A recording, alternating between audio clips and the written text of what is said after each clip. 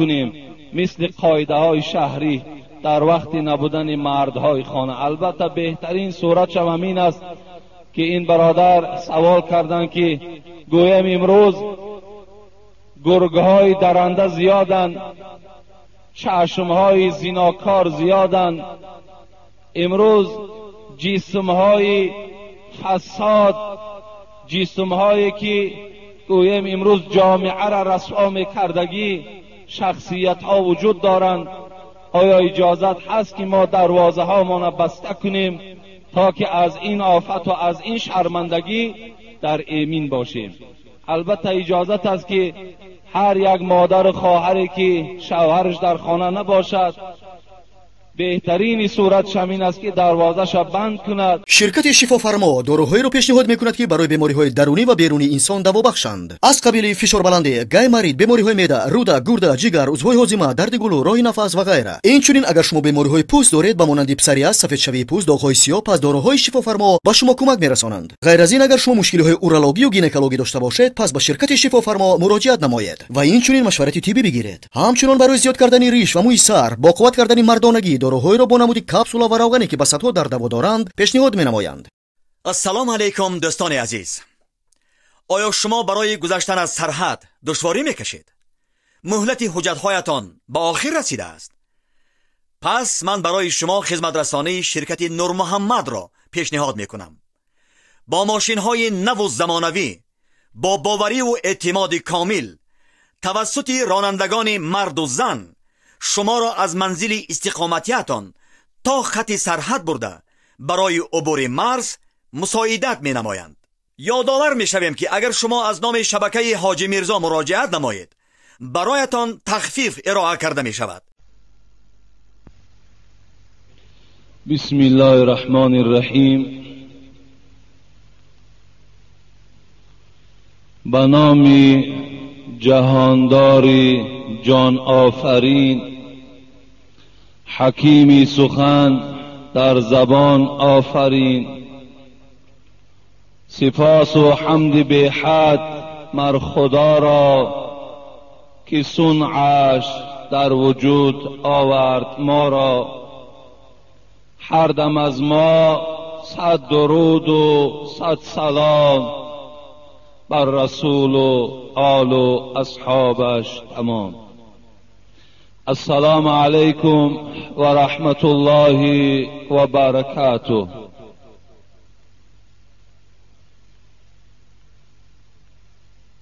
خداوند در سوره بقره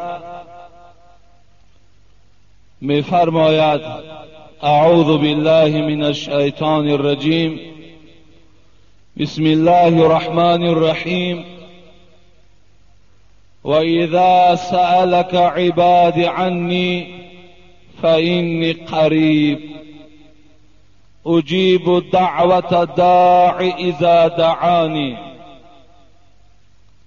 ای محمد صلی الله علیه و سلم، هرگاهی که بندگان من از من پرسان می شوند که الله در کجاست،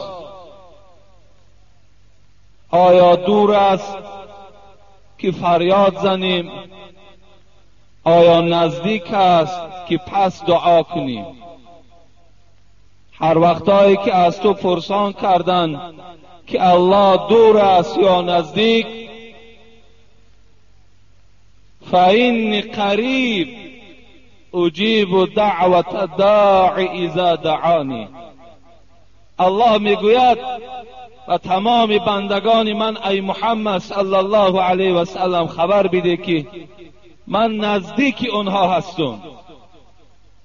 هر وقتایی که دعا کنن دعاشون میشنوم.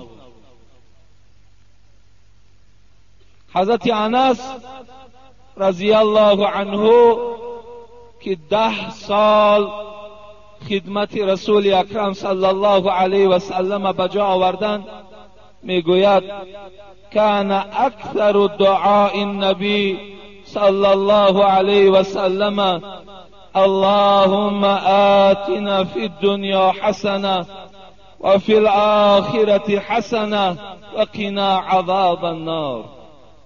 حضرت انس میگوید 10 سال من عضو خاندان محمد صلی الله علیه و سلم بودم. 10 سال خدمت این حبیب خدا را میکردم. دائم دعاش گوش میکردم. دعاش همین بود: اللهم آتنا فی الدنیا حسنه و فی الآخرة حسنه و قنا عذاب النار. پروردگارا ما را در دنیا و در آخرت نیکی نصیب بگردان و از عذاب آخرت پروردگارا ما را نگه بدار.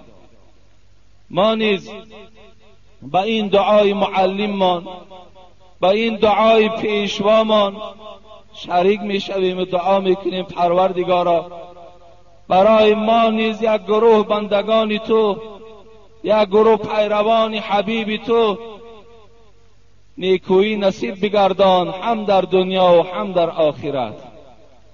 و خدایا از عذاب دوزخت این جمعیت ما، این قوم ما را نگه بدار. اللهم اغفر لنا، اللهم ارحمنا، اللهم اهدنا، اللهم ارزقنا. پروردگارا گناهان ما بنده ها تا مغفرت بگردان. خدایا ما بنده های تو هستیم، ما را در رحمتت شامل بگردان. و خدایا ما را و اهل عیال ما را هدایت بفرما. خدایا برای ما رزق فراخ از وجه حلال نصیب و روزی بگردان. اللهم یا مقلب القلوب ثبت قلوبنا علی دینک. ای گرداننده دلها، ای تغییر دهنده دلها، دلهای ما را پروردگارا در دین خودت ثابت و مستحکم نگه بدار. اللهم انا نعوذ بك من فتنة النار و عذاب النار و من شر الغنا والفقر. خدای مهربان ما را از عذاب دردناک نجات بده و سوی تو پناه طلب میکنیم. و از اون مبلغ و دولت و سهولتی که ما را اگر متکبر بگرداند، ما را مغرور بگرداند، ما را از یاد تو دور بگرداند، خدایا از این مبلغ ما را محروم بگردان.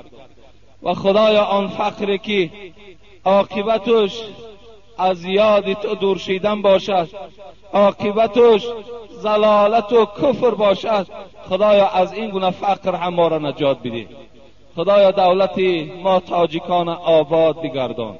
خدایا دولت ما را یکی از دولت‌های نمایان بگردان. اقتصاد شه، اسلام شه، فرهنگ شه، خدایا بلند بگردان. و سرور دولت ما را هم خدا عمر دراز و توفیق با رفیق و از همه گزندها و از همه آفتها خدایا در حفظ امانت نگه بداری. آمین و رب العالمین. جمعه گذشته ما و شما در اطراف سوال و جواب ها بودیم و امروز هم که باشد ما و شما یک چند سوال های بیشماری که الحال نزد من است و در خانه هستند میخواهم جواب های اینها را گردانم و به جواب این سوال ها خیلی با دقت باشین، زیرا اینکه اگر یک نفر ما را سوال کرده باشد این برای همه شما تعلقات دارد. از این سوال باید که همه ما و شما یک عبرت و یک درسی را برخوردار شویم. من دیگر صحبت از همین سوال جواب شروع میکنم زیرا وقتم خیلی نزدیک است. السلام علیکم اکای حاجی مرزا، ما از ناحیه ایسار به زیارت شما و قوم شما آمدیم. از شما خواهش داریم که با ما یک دعای خیر دهید. با احترام مخلصان شما از ناحیه ایسار. خدای مهربان این مخلصان و این برادرانی که از راههای دور و نزدیک، چه از حصار و چه از دیگر مناطق این جمهوری به این مسجد الحال حضور دارند، خدای مهربان در هر قدمشان حسنات کتابت بفرمایی و خدایا صحت و سلامت به خاندانشان برسانی، با همه مرادهای نیک خدایا موفقشان بگردانی. آمین و رب العالمین. السلام علیکم بابای حاجی، آیا از نگاه اسلام درست است که برای پیشگیری مردهای نامحرم از زنهای خانواده درهای دروازه ها را بعد از طلوع آفتاب محکم کنیم مثل قاعده های شهری در وقت نبودن مردهای خانه؟ البته بهترین صورت همین است که این برادر سوال کردند که گویم امروز گرگهای درنده زیادند، چشمهای زیناکار زیادند، امروز جسمهای فساد، جسمهایی که گویم امروز جامعه را رسوا میکردگی شخصیت ها وجود دارند. آیا اجازت هست که ما دروازه ها ما بسته کنیم تا که از این آفت و از این شرمندگی در امین باشیم؟ البته اجازت است که هر یک مادر خواهری که شوهرش در خانه نباشد بهترین صورت شمین است که دروازه را بند کند، یعنی برای پیشگیری کردن از این گونه آفت ها و از این گونه شرمندگی ها. اگر برای کدام شخصیت لازم باشد، میبینیم آدم نزدیک، برادر، خویش قومیت، اگر یعنی لازم باشد در آمدن اونها، این حالت در دروازه را میکشویم و الا اگر در بسته هم که کنیم این جای گناهش نیست، بسیار نیک می شود و هیچ کدام ما هم حق نداریم که گوییم چرا دروازه تو بنده، چرا دروازه تو کشاده نیست. این در حقوق نداریم. ما هر کدام ما سردار در همون خانه خودمان هستیم و خانه دیگر کاری ما و شما نباشد.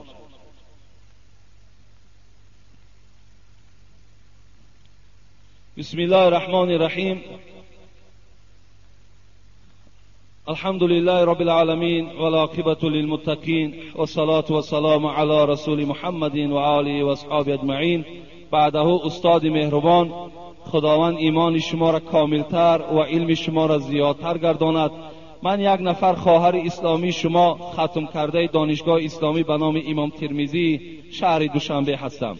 من سال 2004 به خواست پدر و مادرم با جوان به شوهر برآمدم. مادر یک پسر دوست رو یک هستم و 1 سال می شود که در خانه پدر و مادر خود زندگی دارم. حالا شوهرم جواب مرا دادگی نیست، اما من دیگر با او زندگی کردن نیستم. سوال من با شما چنین است: شخصی که عائله مسلمان را ویران سازد، گوید که تو زنت را سر ده، من خودم تو را زن می دهم و دیگر گپها، پاداش کار او چیست؟ حال آنکه لانه گنجشک را ویران سازند چقدر بی‌ضابطه می شود. شما تصور کنید استاد خانه آدمیزاد را ویران میکنند.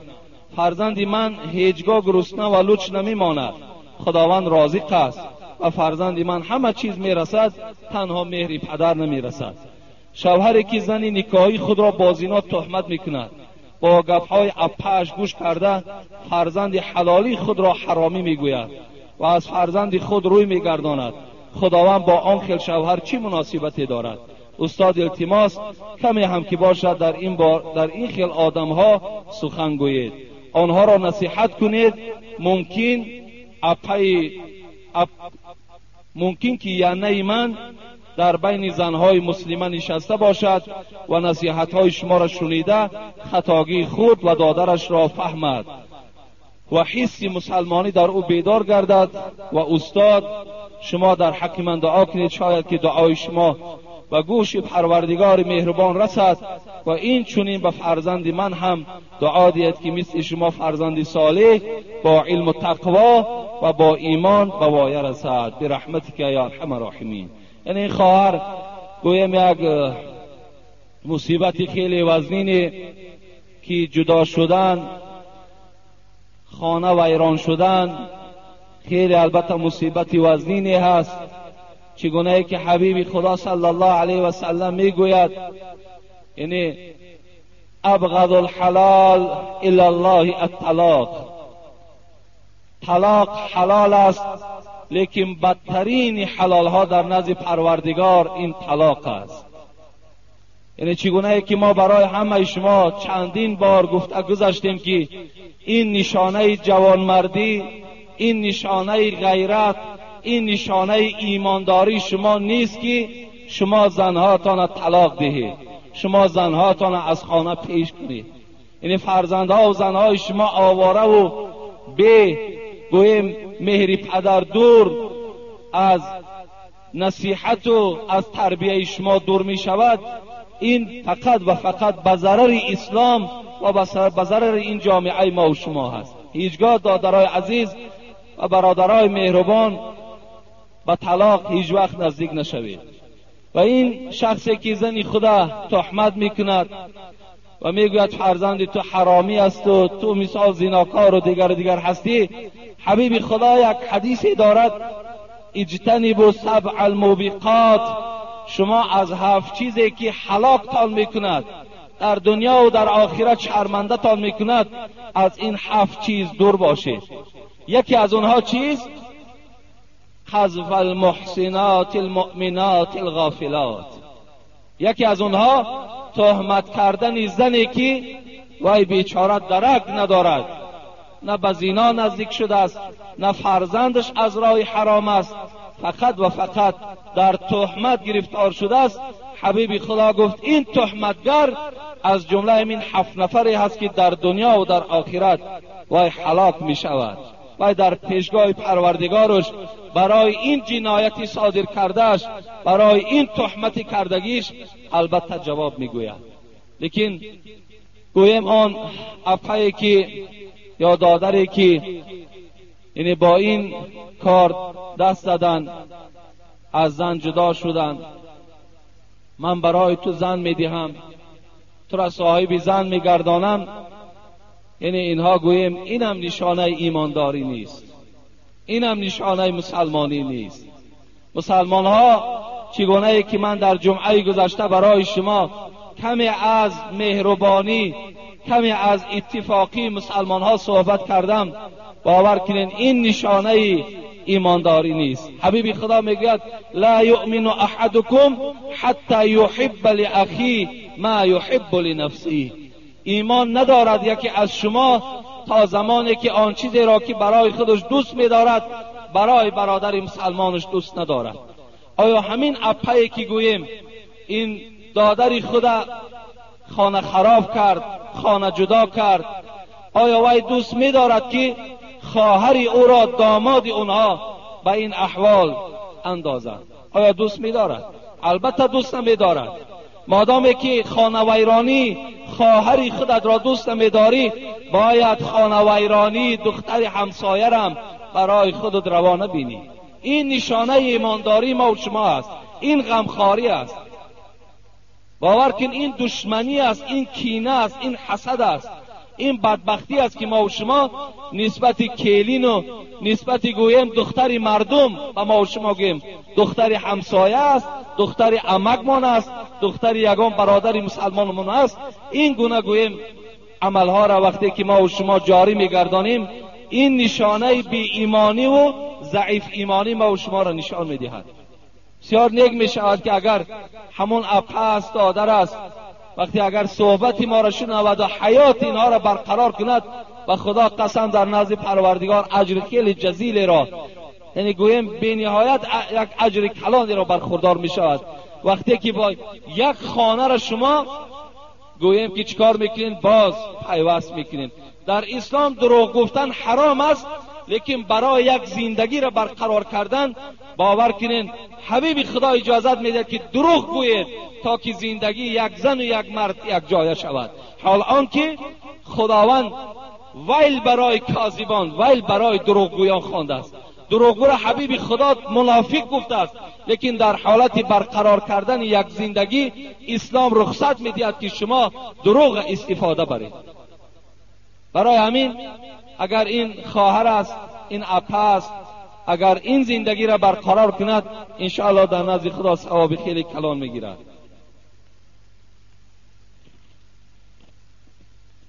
السلام علیکم داملای محترم. ما زنها یک سوال داریم. همه میگوید که زنها را با مسجد آمدن درست نیست، یعنی با نماز جمعه. با این سوال جواب گویید. اگر امکانیت باشد برای زنها یک جای معین کنید. التماس خواهش زنها هست. یعنی این مسئله در اداره مفتیات حل شدگی بود. گویم یک گروه عالم‌های تاجیکستان یک جایه شدند و فرمان صادر کردند که یکی از آن فرمانها این آمدن زن به نماز جمعه ناجایز است، گفتند مکروه است. یعنی در خانه پیشینش خواند. این یک گروه عالم‌های تاجیکستان فتوا دادگی هستند. از این خاطر یعنی ما گویم برای شما یگان جای آماده کردن ده شرایط هم نداریم و تا زمانی که باز این عالم ها اگر فتوای صادر نکنن برای آمدن زنها، باور کن از دست ما چیزی نمی آید. تا اگر همون عالم ها باز یک جایه نشده و باز زنها را دعوتی به جمعه نکنن، یعنی از دست من هیچ چیز نمی آید، هیچ چیز نمی آید. اگر چنده که امروز زنها احتیاج به شنیدن امر معروف دارند، احتیاج دارند. امروز اگر ما زنها را امر معروف کنیم، نهی منکر کنیم، انشاءالله باور کنیم خاندان تاجیک مثل یک گلدسته می شود. فرزندای ما و شما با زیادتر همین تاجیکستان را دوست می دارند. دخترای ما و شما دخترای با حیا می شود. اگر ما امکانیت داشته باشیم که زنها را نصیحت کنیم، زیرا که امر معروف فقط برای مرد نیست بلکه برای زنها هم هست. امر معروف باید زنها هم گوش کنند. لیکن امروز که مبادایی که گویم یعنی فتوا که صادر شدگی هست، ما هم تابع مفتیات هستیم، ما هم اجرا کننده فرمان همون گروه عالم ها هستیم. از این خاطر در این بابت من چیز بهر شما گفتن نمیتوانم، هیچ چیز گفتم نمیتوانم. فقط اگر در کجایی که شما میتوانید که اگر یک جمعیتی اگر وجود داشته باشد، ما میتونیم که بین شما رفته چیزی از سخن خدا و پیغمبر در بین شما رسانیم. الحال همین قدر گویم امکانیتش نزد من هست، دیگر از این زیاد من امکانیتی ندارم. السلام علیکم و رحمت الله و برکاته. الحال مادرای که گویم که صحبت مرا انشاءالله میشنوند، از اونا الحال گویم خواهش من همین است که همون زن انصاری، همون زنی که از مدینه نزد حبیب خدا آمد و گفت ای حبیب خدا، مردها نماز جمعه می روند، مردها نماز جماعت می روند، مردها نماز گویم عید می روند، مردها عیادت بیمار می روند، این قدر ثوابهای زیاد اونها صاحب می شوند. ما باشیم در خانه نشسته ایم، چیکار کنیم که برابر مردها ثواب می گیریم؟ حبیب خدا به جانب مردمی که در اطرافش نشسته بود گفت آیا این گونه سوالی که این زن داد از دیگر زن شنیده بودین یا نه؟ گفتن نه نشنیدیم. گفت ای زن، گفت برو به تمام زنهای مدینه برسان که آن ثوابی را که مردها در نماز جنازه و در نماز عید و در عیادت بیمار و نماز دیگر ثوابهایی را که چی در جهاد و مردها برخوردار میشوند، شما هم برخوردار میشوین زمانی که در شوهرهاتون خدمتگار باشین. یعنی شما اگر خدمت شوهرها را کنین، شوهرها از شما راضی باشند، شما ثواب جهاد هم میگیرین، ثواب جمعه را میگیرین، ثواب نماز جنازه را میگیرین، ثواب عیادت بیمار هم خداوند در نامه اعمال شما می نویسد. از این خاطر الحال که رخصت نیست، شما می توانید که با این عمل چند زنین انشاءالله برابر مردها ثواب می گیرید. السلام علیکم و رحمت الله و برکاته. حضرت داملا بعضی زنها برای که شوهرشان از پدر و مادر، اکه و دادر و خواهرشان روی گرداند، پیش یگان ملا رفته شوهرش را جادوگری میکند. آیا این زن و همان ملا در روز قیامت چه جزا داده می شود؟ با احترام یکی از مخلصان اشهدی شما. این ملا نیست برادر عزیز. یعنی شما جادوگر گویید. یعنی وقتی زنها پیشی در ما و شما میگن ملاگیش کردن. نه، ملاگی نه، بلکه شما گویید که جادوگریش کردن، سحرش کردن. ملاگی گفتن در شما غلط میکنید، نادرست میگویید. و پیشی ملا هم نه، ملا هیچ وقت جادوگر نمیشود. آدم کافر جادوگر میشود. آدمی که از دین روی میگرداند، انسانی که گوییم ایمان ندارد، در نزد پروردگار شرف و قدر ندارد، وی جادوگر است، وی فالبین است. حدیث های رسول اکرم صلی الله علیه و سلم به سمع شما میرسانم، باز گوش اندازین. این مسئله مهم است. اگرچه این روز در کولاب خدا را شکر که قریب کی نیست، لیکن در پایتخت خیلی زیاد است. فالبین ها و جادوگرها، مردم به آنها خیلی اعتقاد دارند و بسیار مراجعت میکنند. گوش میاندازیم که پیشوای ما معلم حبیب خدا به شما چی وظیفه میدهد، چی دستور میدهد. اگر این حکم حبیب خدا را شما ترک سازید یا اهمیت ندادین، شما در نزد پروردگارتان عاصی و گناهکار هستید. همون حدیثی که الحال خواندم، اجتنبوا سبع الموبقات، 7 طایفه که در دنیا و در آخرت هلاک شدن، شرمنده‌اند، در خجالتند.